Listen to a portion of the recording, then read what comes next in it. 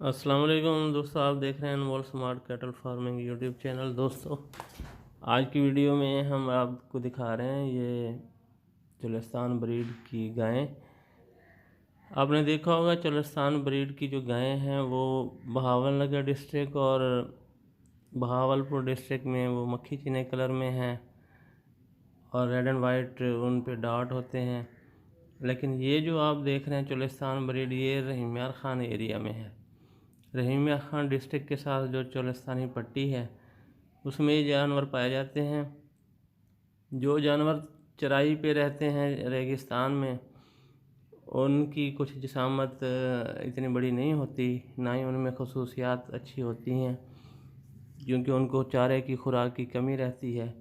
ये जानवर मैदानी इलाके में आ गए थे और इनकी ब्रीड भी थोड़ा उनसे बेहतर ही है, तो इनकी जिसामत, इनके हवाने, इनके थनों का साइज़ और दूध की मिकदार, कद, जिसामत, ये उनसे कहीं ज़्यादा बड़ी है।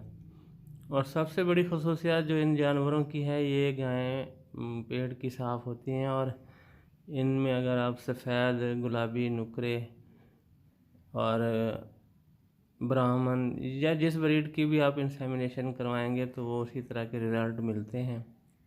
ये लोग ज़्यादातर अपने ही एजड़ में जो इन्होंने बुल छोड़े होते हैं उन्हीं से क्रॉस करवाते हैं ताकि इनकी ब्रीड जो है ये महफूज रहे। तो ये मैंने अपने मैदानी इलाके में ही ये जानवर देखे थे, तो सोचा दोस्तों को भी दिखा दें।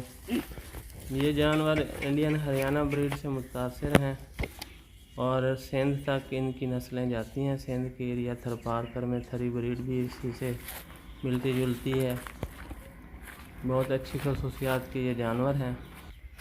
मुझे वहाँ जाके पता चला कि इनके पास इससे भी एक बेहतर ब्रीड थी जो कि इन्होंने अपनी ज़रूरत के तहत बेच दी। सारे के सारे जानवर मुख्तलिफ़ लोगों को बेच दिए, तो वो इससे भी बेहतर ब्रीड थी। बड़े कद में, ज़्यादा दूध कैपेसिटी के वो जानवर थे और ये जो है ये सेकेंडरी पोजीशन में है जो अभी मैं आपको दिखा रहा हूँ। तो इनमें से भी जब मैंने ख़रीदारी की बात की तो इन्होंने बेचने से इनकार कर दिया। तो इसी के साथ इजाज़त जी, नेक्स्ट वीडियो तक के लिए अल्लाह हाफ़िज़।